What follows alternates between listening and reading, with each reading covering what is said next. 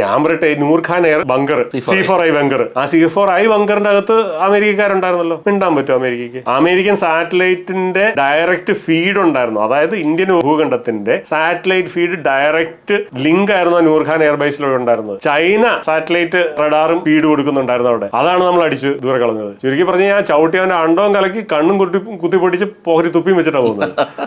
അല്ല, അതുപോലെ വൃത്തിക്ക് ചെയ്തു. 80-90 മണിക്കൂർ നീണ്ടു നിന്ന ആ ഒരു 88 മണിക്കൂർ, അതെ, ആ ഒരു സംഘർഷത്തിൽ സാങ്കേതികമായിട്ട് ഏറ്റവും ഹൈ ആയിട്ടുള്ള കാര്യങ്ങളാണ് നടന്നത് എന്നാണ് അദ്ദേഹം പറയുന്നത്. അതായത് അത്രത്തോളം സാങ്കേതികമായിട്ട് ഏറ്റവും ഹൈ ആയിട്ടുള്ള കാര്യങ്ങൾ എന്ന് പറഞ്ഞാൽ അദ്ദേഹം പറയുന്നുണ്ട്, റഡാർ ഇൻസ്റ്റലേഷൻസ് നമ്മൾ അടിച്ചു ദൂരെ കളഞ്ഞു, എയർ ഡിഫൻസ് സിസ്റ്റംസ് കളഞ്ഞു. അതായത് നമ്മൾ ആ മെയ് 10 പാകിസ്ഥാൻ DGMO വിളിച്ചിട്ട് നമ്മുടെ DGMOയോട് പറയുകയാണ് ഇത് നിർത്തണം എന്ന് പറഞ്ഞപ്പോൾ താൽക്കാലികമായിട്ട് ഇനി ഞങ്ങൾ ആക്രമിക്കില്ല, അതായത് വെടിനിർത്തൽ പോലുമല്ല, ഇനി ഞങ്ങൾ ആക്രമിക്കുന്നില്ല താൽക്കാലികമായിട്ട്. നിങ്ങൾ ആക്രമിച്ചാൽ റിട്ടാലിയേഷൻ ഉണ്ടാവും എന്നുള്ളത് സംശയമില്ലാത്ത രീതിക്ക് പറയുകയും ചെയ്തതാണ്. അങ്ങനെ പറയുന്ന ആ 88 മണിക്കൂർ കൊണ്ട് പാകിസ്ഥാന്റെ മുകളിൽ കംപ്ലീറ്റ് എയർ സുപ്രീമസി, ഡോമിനൻസ് പോലല്ല, എയർ സുപ്രീമസി. അവിടെ നിന്ന് ഒരു വിമാനം പറന്നു പൊങ്ങിക്കഴിഞ്ഞാൽ ഇവിടുന്ന് പകരം വിമാനം ചെന്നിട്ട് ദൂരെ കളയാൻ പാകത്തിനുള്ള സുപ്രീമസി ഭാരതം നേടിയിരുന്നു. പാകിസ്ഥാന്റെ എയർഫോഴ്സ് ഒന്നും അല്ലാതായിപ്പോയി. അങ്ങനെയുള്ള സിനാരിയോയിലാണ് നമ്മൾ താൽക്കാലികമായിട്ട് ഇനി ആക്രമിക്കുന്നില്ല എന്നൊരു തീരുമാനം എടുക്കുക. അതും അപേക്ഷ പ്രകാരം മാത്രം.